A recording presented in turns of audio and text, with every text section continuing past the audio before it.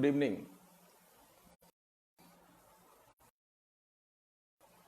ज्योतिष संबंधी इस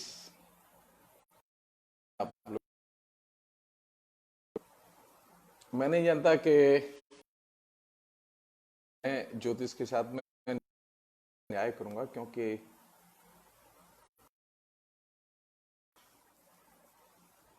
1.5 दशक से ज्यादा ज्योतिष पढ़ी है। साल मैंने बड़ी मूल्यवान 13 साल अपने जीवन के प्राथमिक 13 साल और कार्य तक मैंने ज्योतिष किया, और मेरा इस था वो सिद्धांत ज्योतिष था, इसे सामान्य भाषा में गणित कहते हैं, गणित ज्योतिष, जिसके आधार पर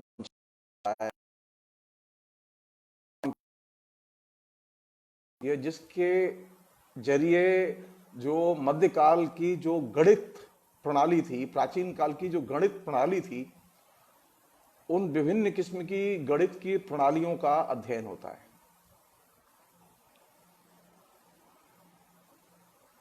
अब संयोग की बात देखिए कि पढ़ने गया था ज्योतिष, लेकिन मेरा भाग्य खराब देखिए। अब हुआ ये,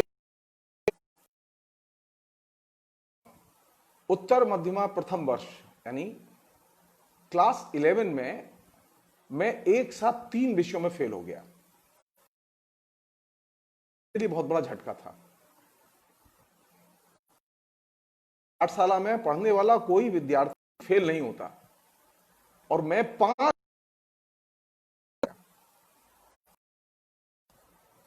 और ये मेरे लिए जिसे कहें कि परेशानी की चीज थी। और मैं फेल क्यों हो गया?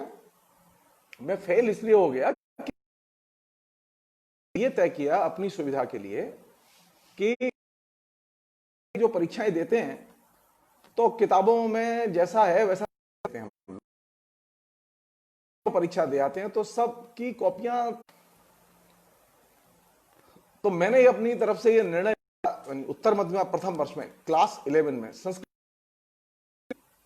तो मैंने ये निर्णय लिया कि मैं अपनी जो परीक्षा वे अपने संस्कृत का गद्य बना के लिखूंगा। जो प्रिंटेड, जो किताबों में संस्कृत का अर्थ, व्याख्या, अन्वय, समास वगैरह रहता है, नहीं लिखूंगा। और मैंने ये निर्णय लिया कि मैं आगे से कोई भी चीज रटूंगा नहीं। वो दिन और आज का दिन, उस बार मेरा नुकसान ये हुआ कि मैंने परीक्षा दी और मैंने ठीक से उत्तर लिखे थे, लेकिन जो मेरे परीक्षक थे वो उन्होंने कॉपी लीक और फेल कर दिया। सिर्फ 2 विषय में संयोग से फेल नहीं हुआ, एक तो ज्योतिष था और एक हिंदी था। बाकी 3 विषय में मुझे फेल कर दिया गया। और इस संस्कृत के इतिहास में ये विरल घटना से गधा विद्यार्थी भी पास हो जाता है, वो कभी फेल ही नहीं। तो अब जब मैं फेल हो गया तो मैं रेगुलर लगा, तो अब मेरे पास में पढ़ने पाठ्यक्रम था, वो मेरा पढ़ा हुआ, उसे के शिक्षक थे, वो ज्योतिष के बहुत बड़े विद्वान थे, शंकरा प्रसाद उपाध्याय। और मथुरा में माथुर चतुर्वेद संस्कृत महाविद्यालय बहुत ही बेहतरीन विद्यालय। उसमें न्याय के थे, दर्शन के थे, वेद के थे, संस्कृत साहित्य के थे, व्याकरण के थे, हिंदी के थे, अंग्रेजी के भी थे, यानी हर विषय के शिक्षक अलग अलग थे और उनको प्रॉपर पे मिलती थी। उस विद्यालय के बारे में और दूसरी चीजों के बारे में बाद में बात करूंगा, लेकिन जो मेरे जो शिक्षक थे वो बहुत ही बेहतरीन विद्वान थे और उनके टेक्स्ट पर बहुत मजबूत पकड़ थी। वे शास्त्र के एकदम मर्मज्ञ विद्वान थे। तो मैंने अपने शिक्षक से कहा कि गुरुजी बड़ी मुश्किल हो गई, अब तो समय नहीं कटेगा, सो बेहतर यह है कि इस बीच में फलित ज्योतिष पढ़ लूं मैं। तो उनका पढ़ लो। मैंने कहा टाइम पास तो होगा इससे कम से कम, और ये भी होगा कि मेरा फलित ज्योतिष मेरा अध्ययन का क्षेत्र नहीं रहा है। मैं अगर उत्तर मध्यमा प्रथम वर्ष में यानी क्लास 11 में फेल ना हुआ होता तो मैं ज्योतिष मैंने क्लास 11 में ही मैंने ज्योतिष की बढ़िया से बढ़िया किताबें थी, पढ़ाई जाती थी, मैंने अध्ययन किया, चलता रहा। और मैं मेरे शिक्षक की जो थे उनकी मथुरा में बहुत शानदार प्रैक्टिस थी ज्योतिष की। शहर का हर प्रतिष्ठित व्यक्ति उनके घर आता था और उनकी बहुत अच्छी इनकम थी उस जमाने में। आप सोचिए, ये घटना बता रहा हूं मैं 1967-68 की। ये मैं जब वहां पढ़ने गया था, तो जब मैं क्लास 11 में फेल हुआ तो अराउंड 71-72 की घटना है ये। तो उनके पास में ज्योतिष का बहुत काम रहता था और मैं उनके काम में हेल्प करता था। लेकिन जैसा कि नियम है ज्योतिष का, नया ज्योतिषी और पुराना हकीम ये बहुत काम का होता है। नए ज्योतिषी को योग रटे होते हैं, उसकी दिमाग बहुत चलता है उसका। तो बहुत सारी जब भी पेच आते थे तो हमारे गुरुजी जो थे वो बीच बीच में कहते थे, अच्छा जरा तुम बताओ देख के। मैं शाम को जब वो कुंडली देखते थे लोगों की, लोगों का भविष्य फल कथन कहते थे, मैं उनके पास भी जाता था, बैठता था, देखता था, उनकी हेल्प करता था। इवन यहां तक कि वे जो मुझे कुंडलियां बनाने के लिए, और मेरी कुंडली बनाने की स्पीड ये थी, पहले कंप्यूटर नहीं था, वो जो लंबी कुंडली होती है मैं सिर्फ 30 मिनट में वो कुंडली पूरी बनाता था। अच्छे बुरे सभी तरह के लोगों को ज्योतिष को लेके सहयोग किया। ज्योतिष पढ़ते हुए मुझे बार इस बात की अनुभूति हुई, ये जबकि मेरे पिता ने मुझे ज्योतिष पढ़ने के लिए भर्ती किया ही, कमा के दूंगा। मेरे पिता वेद के विद्वान थे, वो पूजा पाठ ये सब कराएंगे। मंदिर था उनके, वो ज्योतिष नहीं जानते थे, वो उनका सबसे कमजोर पक्ष था। तो उन्होंने अपने कमजोर पूर्ति के लिए मुझे संस्कृत पाठशाला में भर्ती किया, मुझे मॉडर्न स्कूल में भर्ती नहीं किया। कहा और मैंने अच्छे बच्चे की तरह ज्योतिष पढ़ी। आप जस्ट सोचिए, 72-73 मेरी फीस थी कुंडली देखने की, 300 रुपए पर कुंडली मुझे पैसे मिलते। मैं बहुत अच्छा फलादेश कहता था।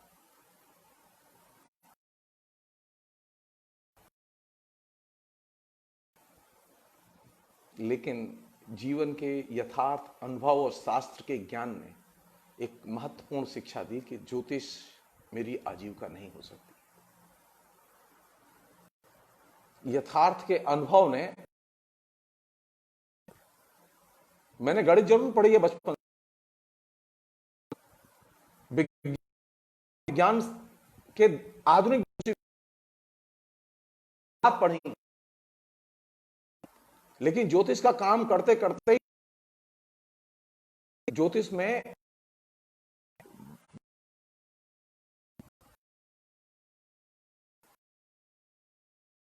उनके पढ़ने में लग गए थे, स्पेशलाइजेशन का मामला था। तो मैंने ये तय कर रखा था कि मैं जब तक सिद्धांत ज्योतिषाचार्य नहीं बनूंगा तब तक मैं इस कॉलेज से निकलूंगा नहीं।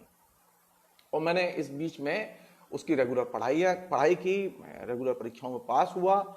और संयोग की बात कि मैं गुड सेकंड क्लास के नंबर आते थे मेरे, कभी फर्स्ट क्लास के नंबर नहीं आए मेरे। हाँ, एक विषय में मेरे फर्स्ट क्लास के नंबर थ्रू आउट रहे, पूरे लाइफ कैरियर में रहे, वो था ज्योतिष।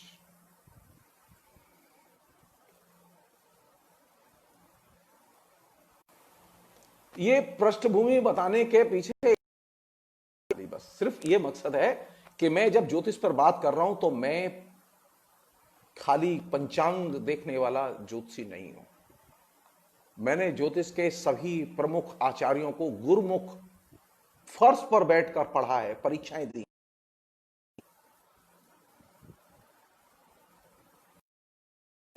डग्गे मारी उच्छिष्ट ज्ञान अर्जित नहीं किया ज्योतिष का।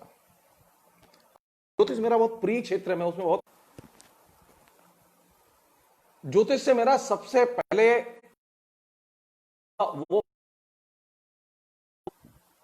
जिसने मुझे आदमी बनाया है, मैं सबसे शेयर करता हूं, आपसे भी शेयर करूंगा मैं। लोग ज्योतिष पर बहुत, वो लोग, मैं आस्था का सम्मान करता हूं जो ज्योतिष में विश्वास करते हैं। कोई आता है तो मैं उसकी मदद करता हूं, मैं कभी दक्षिणा नहीं लेता, क्योंकि मैं जानता हूं शाही नहीं होती इसे सहयोग करने में। एक बहुत बड़े इंडस्ट्रियलिस्ट थे हिंदुस्तान के, तो वो एक दिन अपने चेले चपाटों को लेके, अपने चमचों को लेके सुबह ही सुबह मेरे गुरुजी के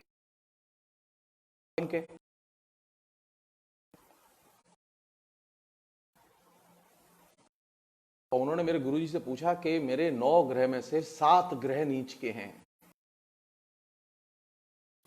मुझे ये बताओ कि मेरे इतने ग्रह खराब हैं। अब मेरे गुरुजी के पसीने छूटे हुए,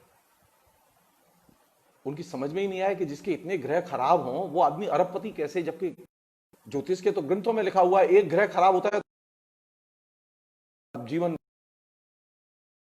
और इसके तो 9 में से 7 ग्रह नीच के।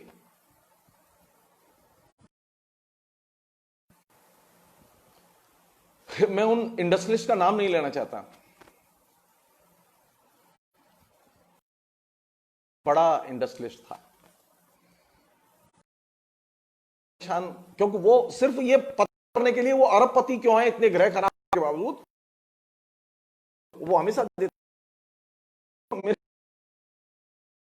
प्रमाण चाहिए बाकायदा, क्योंकि वो ज्योतिष जानता था। तो मेरे गुरुजी ने कहा मेरा एक शिष्य है वो थोड़ी देर में आएगा, तब तक बैठिए आप। वो इंतजार कर रहे थे, मैं पहुंचा, मैं डेली स्कूल जाता था अपने टाइम पर, तो मैं देखा क्लास में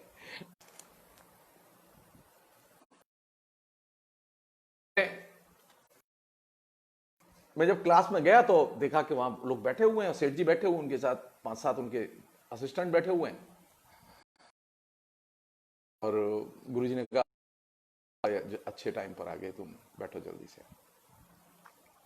उन्होंने मेरा परिचय कराया। मैं क्लास 11 में पढ़ता था जिस वर्ष मैंने ज्योतिष सीखी।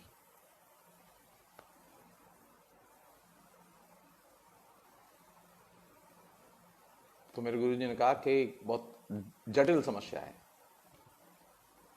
बोले कि इनकी कुंडली हमने देखी है, इनकी कुंडली में 9 में से 7 ग्रह नीच के हैं। अब ये पूछ रहे हैं कि ये अरबपति कैसे हैं, किस कारण से, किस ग्रह की वजह से हैं, ज्योतिष का कारण बताओ। अब मेरे समझ में नहीं आया कि जब मेरे गुरुजी को इसका उत्तर नहीं मालूम कि ये आदमी अरबपति क्यों है, और इसका मतलब है मामला बहुत जटिल है, और मेरे गुरुजी मेरे ऊपर विश्वास कर रहे हैं कि मैं उन्हें बताऊं कि ये आदमी अरबपति क्यों है। तो मैंने एक 20-30 सेकंड तो सोचा, फिर मुझे लगा कि एक जुआ है, खेलना चाहिए। तो मैंने कहा ये तो बहुत आसान है बताना। तो मेरे गुरुजी ने कहा इसीलिए तो हम तुम्हारा इंतजार कर रहे थे कि तुम्हारी बुद्धि बहुत चलती है तो तुम सही उत्तर दोगे। तो मैंने सही उत्तर दिया उनको। मैंने अपने गुरुजी से कहा कि मेरे गुरुजी हाथ नहीं देखते थे, मैं हाथ भी देखता था, मैं रमल भी फेंकता था, मैं ज्योतिष के जितने भी स्कूल है सब मैंने सीख लिए थे। तो मेरे लिए तो गेम था, मैं खेलता था, जैसे पतंग उड़ा खेलता था, मेरे लिए ज्योतिष भी एक गेम था और मैं उसे गेम की तरह लेता रहा हूं। तो मैंने अपने आदमी का हाथ देखिए, इसके 5 सन लाइन होनी चाहिए। सन लाइन का मतलब जो ये दूसरी उंगली के नीचे की जो जगह है ये हाँ सन लाइन होती है। तो हाथ में जरूर 4 से अधिक सन लाइन होनी चाहिए। मेरे गुरुजी ने देखा और करीब नहीं, वो आदमी फ्लैट, तो बिल्कुल एकदम ऐसा लट्टू हुआ कि कमाल का ज्योतिषी है ये, जो गुरुजी नहीं बता पाए वो चेले ने बता दिया। अच्छा, वो जैसे कहें कि गुणाक्षरण न्याय से सही बात हो गई। जानते हैं गुणाक्षरण न्याय दर्शन में किस चीज को कहते हैं? ज्ञान नहीं होता अक्षर का, गुण तो काट को खाती रहती है बस। तो काट को खाते खाते घुन कभी कभी करती क्या है कि वो कुछ अक्षर लिख देती है, कहीं क लिख दिया, कहीं म लिख दिया, तो इसे न्याय शास्त्री कहते हैं गुणाक्षरण न्याय। सो गुणाक्षरण न्याय से मेरी बात सही हो गई और उसने मुझे सबसे बड़ा झटका दिया। मैंने ज्योतिष पढ़ना नहीं छोड़ा, लेकिन ज्योतिष के बारे में मेरी पहली शिक्षा यह हुई कि ज्योतिष जानो तो सही, लेकिन ज्योतिष मानो मत।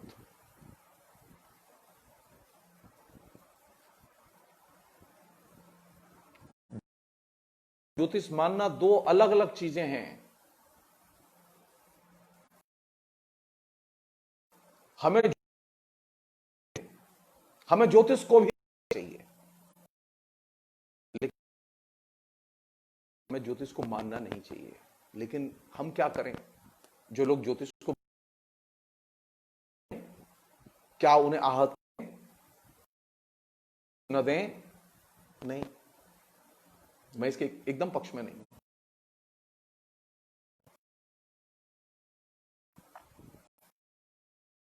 मैं ज्योतिष जानता लेकिन ज्योतिष मानता नहीं।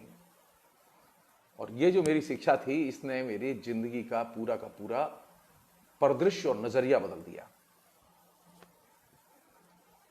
अच्छा, कोइंसिडेंट देखिए, जो भविष्यवाणी करते थे वो भविष्यवाणियां घटती थी, होती भी थी सही, कुछ नहीं भी होती थी। तो ज्योतिष में ये बहुत ही कॉमन चीज है कि आप जो बता रहे हैं वो घटेगा भी और नहीं भी घटेगा। ज्योतिषी की भविष्यवाणी अगर घटती नहीं है तो इससे ज्योतिषी की इज्जत नहीं जाती।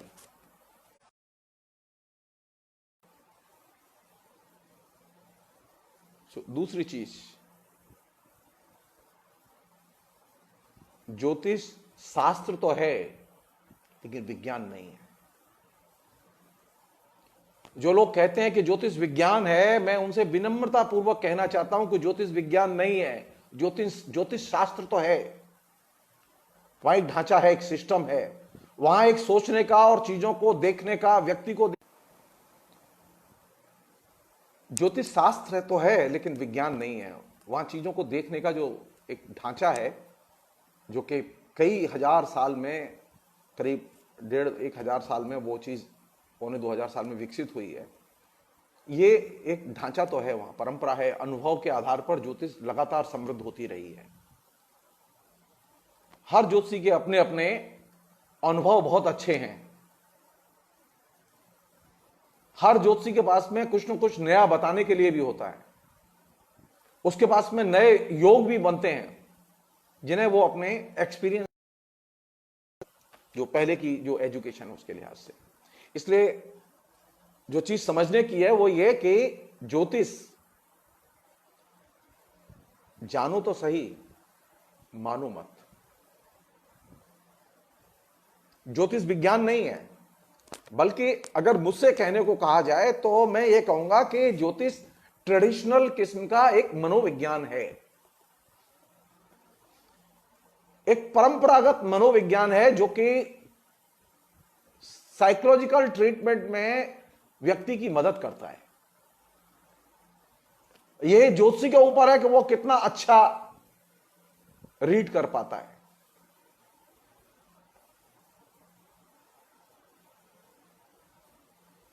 यह आपके ऊपर है, किसी और के ऊपर नहीं है। ये जैसे अभी मेरे एक स्टूडेंट ने पूछा है, ये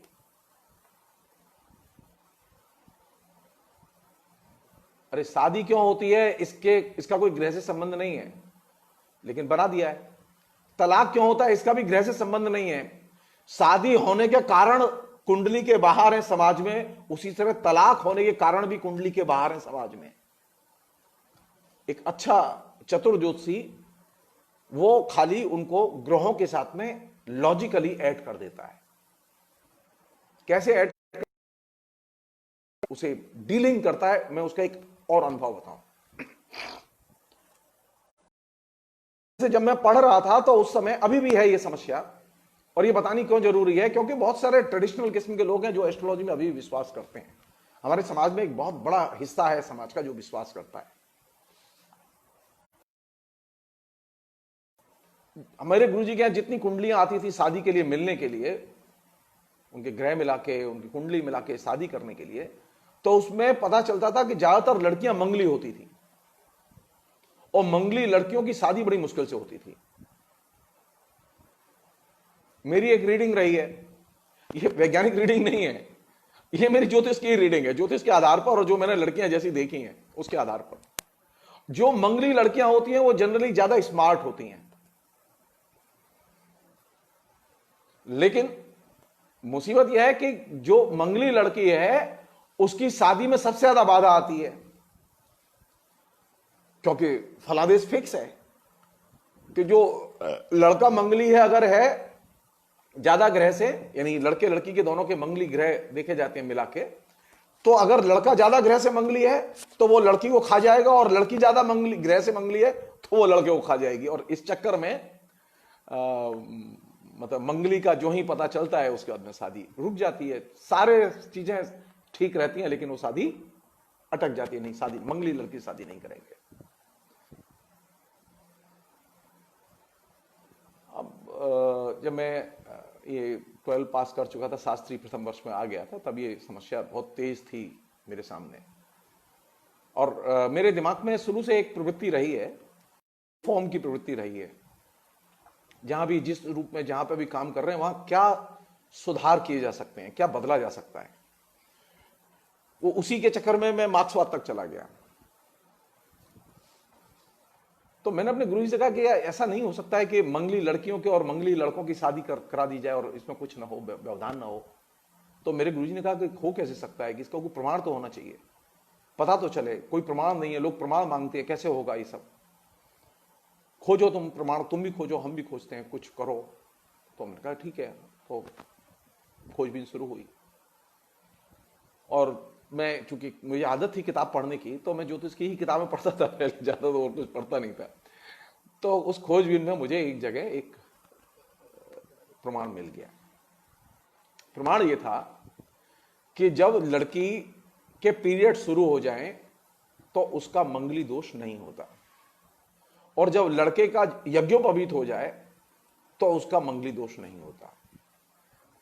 हिंदू रिचुअल्स के हिसाब से लड़के का जनेऊ 8 साल की उम्र तक हो जाता था, और लड़की के पीरियड 11-12 साल की उम्र से मोटे तौर पर शुरू हो जाते थे।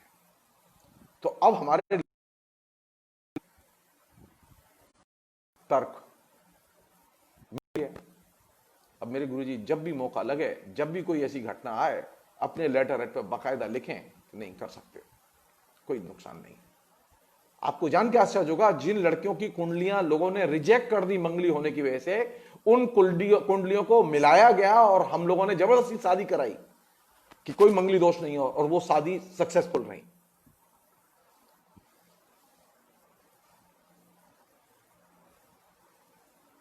तो क्वाइट पॉसिबल। तो पहली चीज जो समझने की है वो ये कि एस्ट्रोलॉजी में कोई चीज निश्चित नहीं है।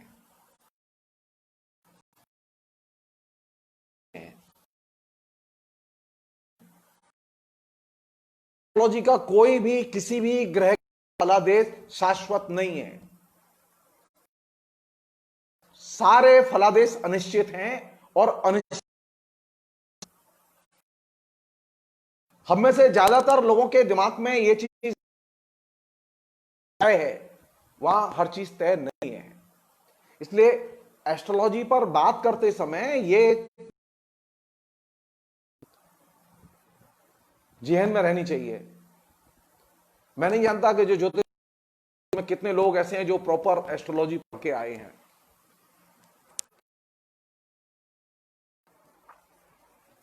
जहां तक मेरी हैं, जो जगह जगह दुकान खोल के बैठे हैं, उनमें से अधिकतर लोग डिग्री होल्डर नहीं है, उन्होंने पढ़ाई नहीं की थी। लेकिन मेरे जैसे लोग हैं, कम लोग हैं, लेकिन पढ़ाई की थी। मैं कह सकता हूं आपसे कि एक बार तो उसमें स्पेशलाइजेशन है, उसमें आपको 7-8 साल तक उसी में रहना होगा, आप शिफ्ट नहीं कर सकते, और उसमें कोई दूसरे स्ट्रीम का व्यक्ति आ नहीं सकता। तो जिस समय मैं सिद्धांत ज्योतिष से आचार्य होकर निकला विद्यालय से 79 में, उस समय सिर्फ 12 विद्यार्थी पास हुए थे पूरी यूनिवर्सिटी में।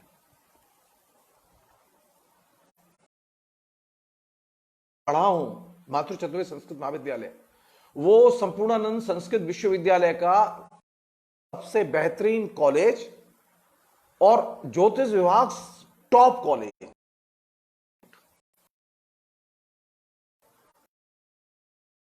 और रहा है कि वहां से जितने भी विद्यार्थी निकले सिद्धांत ज्योतिष, वो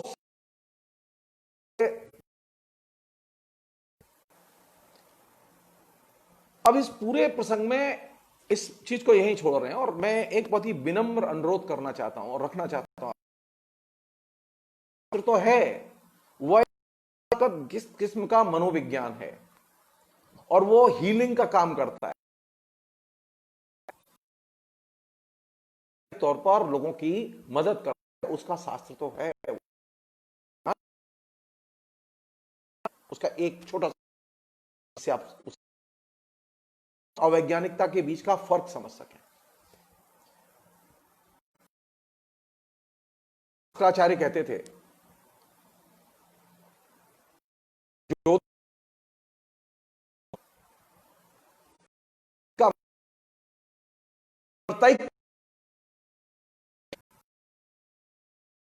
दिखाई भी दे, मसलन अगर 9 राशि 25 9 राशि 25 अंश पर ही मिलना चाहिए। यह नहीं हो कि सूर्य 9 राशि 25 अंश की बजाय 26 अंश पर मिले, 27 पर मिले, 28 पर मिले, इसका मतलब है गणित नहीं है। यानी गणित और यथार्थ की एकता। ज्योतिष का आधार क्या है?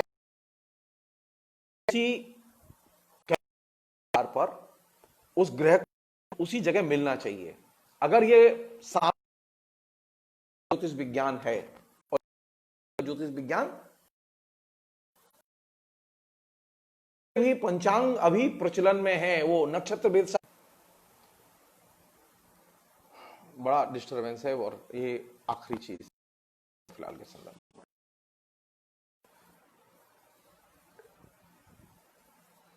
ज्योतिष हिस्टोरिकल और साइंटिफिक दृष्टि से देखें तो शायद ज्योतिष को समझने में मदद मिलेगी, और ज्योतिषी को भी समझने में मदद मिलेगी। देखिए, शुरू में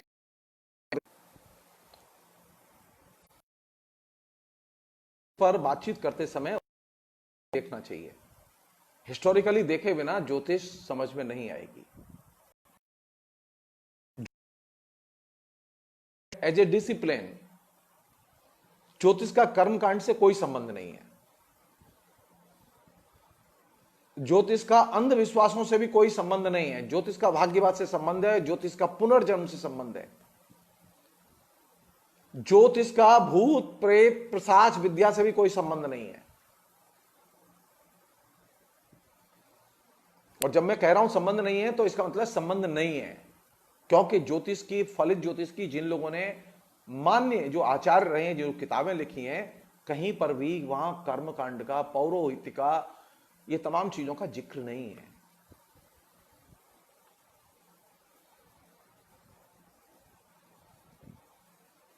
क्यों पैदा हुआ ये, और क्यों इतना जनप्रिय है ज्योतिष? ज्योतिष यही जनप्रियता के दो बड़े कारण हैं। बहुत ताकत,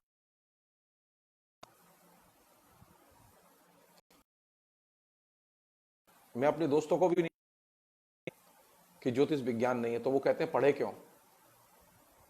जाहिर है कि प्रमाण तो है, पढ़े।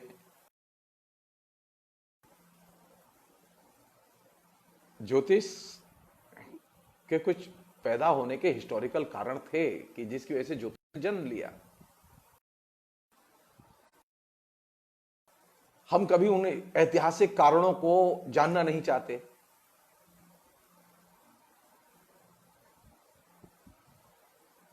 हजारी प्रसाद द्विवेदी की एक किताब है, बहुत ही अच्छी किताब है। उसके पहले मैं एक रेफरेंस जरूर बोलना चाहूंगा आपको, जिसे समझ में आए। हिंदी की परंपरा में 3 ऐसे विद्वान लेखक हुए हैं जो कि ज्योतिषाचार्य थे, जिनका संबंध था। सुधाकर द्विवेदी थे, अच्छे हिंदी के विद्वान थे, लेकिन सुधाकर द्विवेदी साथ साथ ज्योतिष के भी बहुत बड़े विद्वान थे। और उनकी एक लिखी किताब सर्वानंद करणम, वो बाकायदा सिद्धांत ज्योतिष के आचार्य में अंतिम वर्ष में पढ़ाई जाती थी। बहुत महत्वपूर्ण किताब थी। वो हिंदी के भी विद्वान थे। हिंदी के दूसरे विद्वान थे चंद्रधर शर्मा गुलेरी, जो ज्योतिष के भी बहुत बड़े विद्वान थे।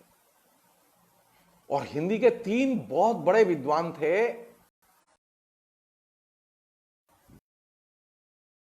हजारी प्रसाद द्विवेदी। मतलब मैं ये नहीं कह रहा हूं कि मैंने हिंदी भी पढ़ी और हिंदी का विद्वान तो मैं नहीं हूं, न मैं जो, और ये मैं मॉडेस्टी में नहीं कह रहा हूं, मैं सचमुच में, तो मुझे कोई इस तरह से विद्वत्ता के लिहाज से इल्म नहीं है। शालिनी जी, ये जो जन्म जन्मांतर की बात है, इसका संबंध पूर्व जन्म की धारणा से है।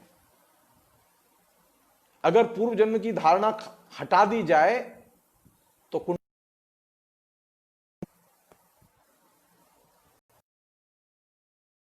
है। कभी आराम से हम लोग डिटेल्स में बात, लॉकडाउन ऐसे ही चलता रहा तो नहीं है हम लोगों के पास में अपनो इनलाइटेंड करने के अलावा।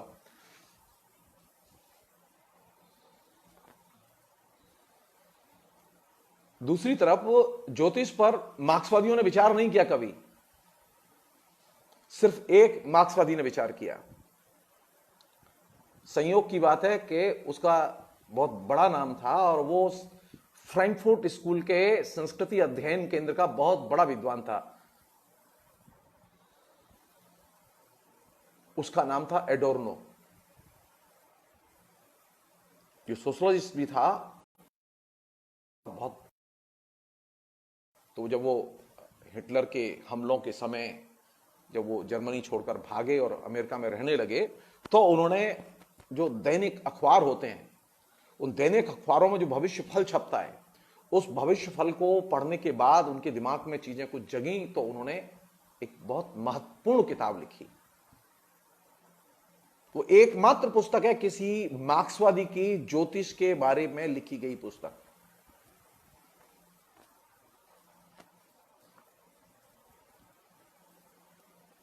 मैंने भी 2 किताबें लिखी थी पहले गरीबी में, जब मैं जेएनयू आया था आचार्य करके, तो मेरे पास पैसे नहीं थे, जो कि मैं बोल चुका हूं आपसे। तो उस समय मेरे पास एक ही ऑप्शन था कि ज्योतिष की कोई किताब लिखवा ले तो मैं लिख देता हूं, कुछ पैसे मिल जाएंगे। तो एक ने पब्लिशर ने हाँ कर ली, तो मैंने उसके लिए 2 पुस्तकें लिख दी, तो मुझे कुछ पैसे मिल गए। मैंने उससे कॉन्ट्रैक्ट किया था कि 5 लिखूंगा, लेकिन मैं फिर लिखी नहीं, मैंने 2 ही लिखी, वो मेरे खाते में भी हैं। और की बात है कि हजारी प्रसाद द्विवेदी का भी साहित्य, उन्होंने ज्योतिष, मैंने भी साहित्य बाद में पढ़ा, पहले ज्योतिष पर लिखा। इस मामले में मैं हजारी प्रसाद द्विवेदी,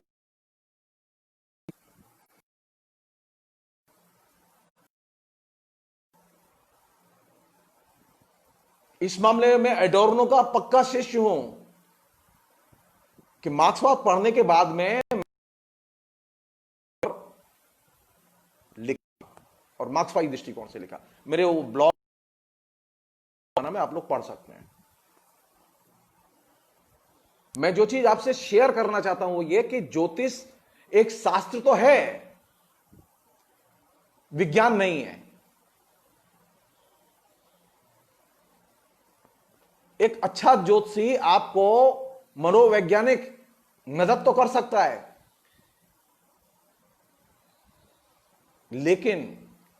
लेकिन वह आपका भविष्य नहीं बना सकता।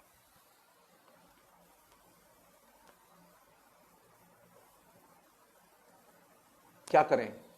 ज्योतिष पढ़ें कि ना पढ़ें, ज्योतिष पढ़ाएं कि ना पढ़ाएं? हमारे जो मार्क्सवादी दोस्त हैं उनका मानना है कि ज्योतिष नहीं पढ़ना चाहिए और ज्योतिष नहीं बताई जानी चाहिए। बड़े नाराज होते थे, जब जेएनयू में पढ़ता था बड़े नाराज होते थे, और मैं उसकी ताकत जानता था। मैं ज्योतिष की ताकत को आज भी जानता हूं कि ज्योतिष को मानने वाले बहुत लोग हैं, ज्योतिष को न मानने वाले बहुत कम लोग हैं। मैं एक वाकया सुना रहा हूं आपको, और जेएनयू का वाकया सुना रहा हूं जब बीजेपी नहीं थी वहां। संस्कृत विभाग नहीं खुला था, ज्योतिष की शिक्षा की व्यवस्था नहीं हुई थी कोई भी ऐसी। हमारे एक दोस्त ने, जब मैं इलेक्शन लड़ रहा था, हमारे एक दोस्त ने आके कहा मुझसे कि एक सेंटर में लड़कियां लैंग्वेज में, फॉरेन लैंग्वेज में तुम्हें वोट नहीं देंगी। मैं नाम नहीं लेना चाहता क्योंकि उनमें सब लड़कियां भी प्रोफेसर हैं, अच्छे अच्छे पदों पर हैं। उनका तर्क क्या है? उनका कि जब भी आता है मार्क्सवाद की बातें करता है, कम्युनिस्टों की बातें करता है, और कोई बातें नहीं करता और कोई विषय नहीं होता, तो हमें अच्छा नहीं लगता, हम उसे वोट नहीं देंगे। तो मैंने अपने जो मित्र कॉमरेड थी उससे कहा, तुम एक काम कर दो, तुम किसी भी तरह से उनकी नॉलेज में डाल दो कि मैं ज्योतिषी हूं, बाकी मैं देख लूंगा। उसने वही किया, उसने क्लास में बोल दिया, उसने मुझे बताया कि मैंने बता दिया है। तो मैं ठीक है। मैं एक दिन बाद फिर गया क्लास में कैंपेन करने, मेरे साथ पैनल था पूरा। तो मैंने पूछा क्लास में, अपना जैसे होता है हम लोग अपना परिचय देते हैं, फिर उसके बाद में पॉलिटिक्स बताते हैं, जो बताई तो उसने, एक लड़की ने खड़े होकर पूछा कि हमने सुना है तुम ज्योतिषी हो। मैंने कहा हाँ ज्योतिषी हूं। अब मेरे साथ में जो कॉमरेड थे वो अच्छा नहीं लग रहा था कि क्या बकवास हो रही है ये। तो मैंने कहा हाँ मैं ज्योतिषी हूँ, बताओ क्या बात है। तो बोले कि क्या तुम हमारा हाथ देख सकते हो? तो मैंने कहा हाँ मैं हाथ देख सकता हूँ आपका, कोई दिक्कत नहीं है मुझे इसमें। तो सारी लड़कियां एकदम उछल गईं कि उन्होंने कहा कि हम सबका हाथ देख दो। तो मैंने कहा हाथ देख दूंगा। अब मैं यही चाहता था कि वो मुझसे हाथ दिखाएं और फिर उसके बाद में मैं फिक्स करूं। तो फिर हुआ ये कि साहब डाउन कैंपस में लेक्चर हॉल है, उस L3 लेक्चर हॉल में अंदर मैं बैठा, लाइन लगा के बाहर पूरा बैच उनका, एक एक करके सब लड़कियों की मैंने भविष्यफल कथन किया और भविष्यफल बताया उनका हाथ देखा, और सारी लड़कियां खुश। सारी लड़कियों ने कहा कि अब बताओ जगदीश्वर तुम करेंगे। मैंने कहा कुछ नहीं, खाली एक काम करना है, देखो 2 दिन बाद पोलिंग है, तो मैं ये चाहता हूं कि पोलिंग के दिन तुम बैज लगा के यहां पर तुम खड़े हो जाना है, बस लैंग्वेज के गेट पर आके, स्कूल ऑफ लैंग्वेज के गेट पर आके। साहब वो पूरी की पूरी एक लड़कियां थीं, वो इलेक्शन के दिन, पोलिंग के दिन। और स्कूल ऑफ लैंग्वेज में हमारी मुश्किल ये थी कि हमारे पास में लड़कियां नहीं होती थी, कम लड़कियां होती थी, गिनती की 2-4। वो पूरा बैच एकदम बहुत सुंदर लड़कियां, बहुत ही अच्छी जहीन लड़कियां, समझदार लड़कियां, वो आई सारी की सारी, सच के आई बाकायदा बढ़िया ड्रेस में, और उनको हमने बैच दिया। तो उनका वोट किसे देना है? मैंने कहा वोट तुम्हें जिसको मन में आया उसे देना, लेकिन बैच तुम हमारा लगा के खड़ी रहोगी। अब वो बैच लगा के एक साथ 25 लड़कियां खड़ी हुई हैं और वो SFI के लिए वोट मांग रही हैं। सीताराम येचुरी पोलिंग के दौरान आए, बोले कि यार ये बताओ मुझे, ये लैंग्वेज में लड़कियां ही नहीं थी, ये इतनी लड़कियां कहां से आई? या तो कभी लड़कियां मिलती नहीं थी लैंग्वेज में इतनी।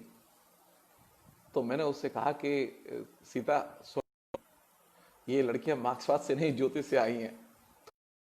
मैंने कहा हाँ यार, रैशनल पॉलिटिक्स की बात करने से ये सुनने के लिए तैयार नहीं थी, लेकिन ज्योतिष की बात करने से ये बिल्कुल सब चीज मानने के लिए तैयार हो गई। बोले आश्चर्य। वो सारी लड़कियां जब तक रही वो मेरा थी, तो मैंने हाथ देखा था ना उनका। वो हमेशा एसएफआई को वोट भी देती थी। अब आप इस घटना को ध्यान से देखिए, इसमें कौन सी चीज घटी है। इसमें जो सबसे महत्वपूर्ण चीज ये नहीं घटी कि मैंने उनका हाथ देखा, जी नहीं। मैंने उनका भविष्य फल बताया, ये जी नहीं।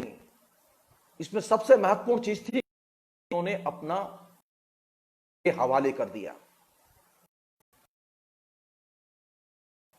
अब मैं जो कहूंगा वो भी मानेंगे। ये इसे कहते हैं ज्योतिष का असर, कि जब आप ज्योतिष जाते हैं तो पहला काम ये करते हैं कि अपनी बुद्धि उसके हवाले कर देते हैं, और फिर वो जैसे गाइड करता है वैसे आप निर्देशित होते हैं। और यही ज्योतिष की सबसे खतरनाक चीज है। यही ज्योतिष की सबसे इरेशनल चीज है कि वह जो उसके पास वो पहले सरेंडर करता है, वो अपना विवेक सरेंडर करता है। मैं जानता हूं, इसलिए मुझे ये कहने में फख्र भी होता है। मैं कभी जेएनयू में मैंने ये छुपाया नहीं। मैं जितने फख्र से ये कहता था कि मैं कम्युनिस्ट हूं, मैं एसएफआई का मेंबर हूं, मैं छात्रों का नेता हूं, मैं ज्योतिषी भी हूं, मैं ज्योतिषाचार्य हूं, क्योंकि मैंने वो शास्त्र पढ़ा है। मैं जानता हूं उसकी तमाम पेचीदगियों को जानता हूं, उसकी तमाम किस्म की जो है एब्सर्डिटी को भी जानता हूं। तो अगर मुझसे यह कहा जाए कि ज्योतिष को तुम मानते हो कि जानते हो, तो मैं कहूंगा कि मैं मानता नहीं हूं, मैं जानता हूं। फिलहाल इतना ही। Thank you.